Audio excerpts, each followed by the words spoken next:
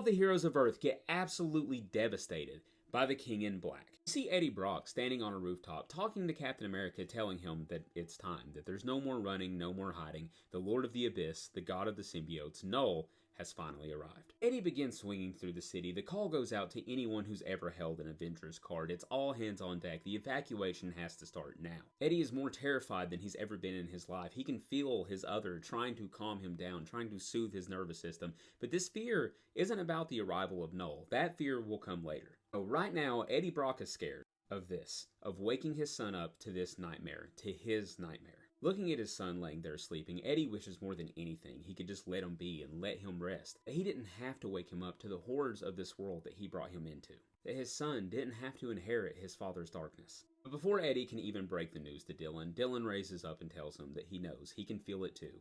He's here. At Avengers Mountain, Captain America is getting ground teams and evacuation ships mobilized while Tony is busy working on Earth's perimeter defenses. The upside to having a bunch of derelict Kree and Skrull warships just floating around in Earth's upper atmosphere is that Tony Stark can do what he does best, and turn them into bombs. As the hordes and hordes of symbiote dragons approach Earth, explosions begin to go off in space, left and right. Hundreds and hundreds of symbiote dragons end up in flames. While Eddie Brock is trying to rush his son to safety, he gets stopped in his track by this. He can feel the death of these symbiotes, but he realizes that this didn't do anything. Tells Tony it didn't even slow them down, and he comes to the realization that Knull cannot be stopped. Immediately, Captain America starts to scramble the Avengers. He tells them that this is not a drill. This is it. This is the real deal. This is the arrival of the King in Black. Preparing for this moment, Peter had told Eddie about the bunker that Ezekiel Sims had made to protect him and hide him from Morlun years and years ago. It's supposed to be capable of surviving a nuclear holocaust. Eddie prepares to lock his son away. He just prays that it's enough to survive what's coming.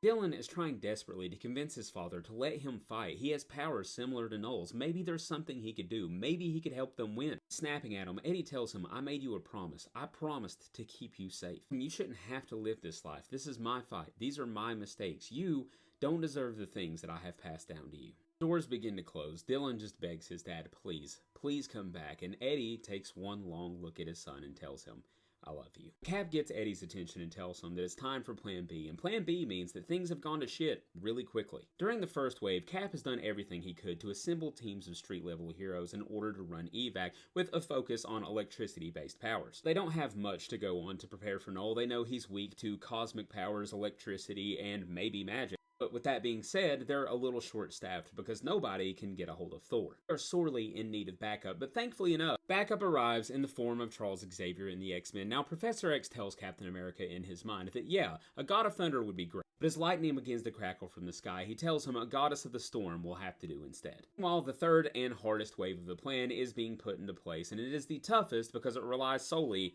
on Venom. See, because Venom is approaching the spire that Carnage used to control hordes of symbiotes during his assault on New York City. And the plan, with any luck, is to allow Venom to connect to the symbiote hive mind without, getting entirely consumed by it. The hopes are that Storm or one of the others can break the dragons out of the symbiote hive, and from here, Eddie can begin to take control of them and start to form his own army. Or, Knull could immediately find Eddie and choke him to death with his own symbiote. Fuck it, either way, they're out of time. But as Eddie begins to connect to it, as painful as it is, he tells the other just to buy him a little more time, but that might be a little too much to ask, as they are quickly being overwhelmed. But using the spire, Eddie makes his way to the center of the hive mind, and he begins to scream at the top of his lungs, telling Tony and the others to run. It's not just the symbiote dragons, it's not just Knull. Knull's first enemies before all of this started, eons and eons ago, were the Celestials. And from the looks of it, he has settled the score. The ground begins to shatter under the sheer weight of the symbiote-infected Celestials. We see Knull making his grand entrance, telling all of them that he is going to kill their worlds, but in the meantime, he's looking for a human named Brock. As long as the rest of them are willing to comply, then he will make this as quick and painless as possible.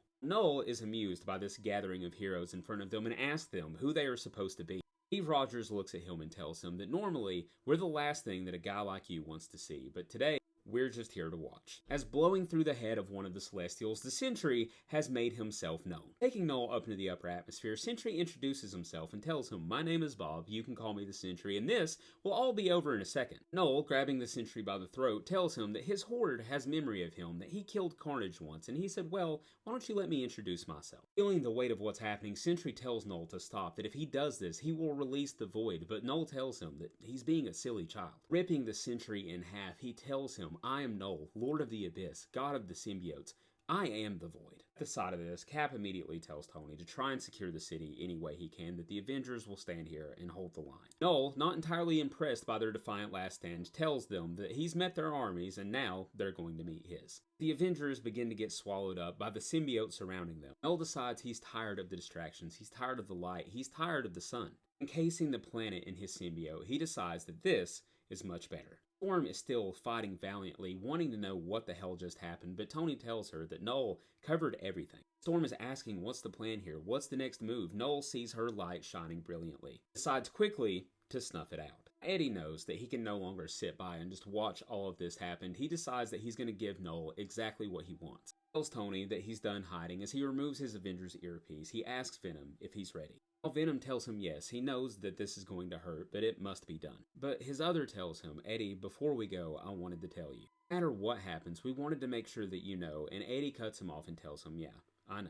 Last dance, partner. Now let's go meet our maker. 10 seconds, Knull is right on top of them, scooping Eddie up and looking at what he's made. Holding him by the throat, Knull tells him to look at everything. Look how beautiful and dark it is, but Eddie is begging, please, just take me. Seeing Eddie's face, Knull recognizes him and laughs and tells him, well, you must be confused. See, you're not the Brock that I'm after, while Eddie is screaming to leave his son alone. Knull rips his symbiote clean off of Eddie and tells him that I will take my child from you and then I will take yours. Outside of that, he doesn't have much use for Eddie. Knull sends him falling thousands of feet to his death. Alright guys, real quick, just as a little challenge to myself, today with this last video I just did, I'm kicking off something I'm calling Symbiotober, where the entire month of October I'm going to do videos only pertaining to Marvel symbiotes, starting with something I've never done before, which is trying to do an entire event. I'm kicking off the King in Black. I'm going to do all of the tie-in issues to the King in Black that I think actually matter, because a lot of, events just have bullshit tie-ins. But I mean, if the tie-in's fun or something, I'm still going to do it. But, the ones that aren't worth my time, I'm not going to do. But we're talking like probably 30 or 40 comics just in the King in Black alone. So buckle up. I wanted to do something fun for you guys and challenge myself as a content creator. I feel like I haven't done something like this in a while. So should be fun. Let me know what you think.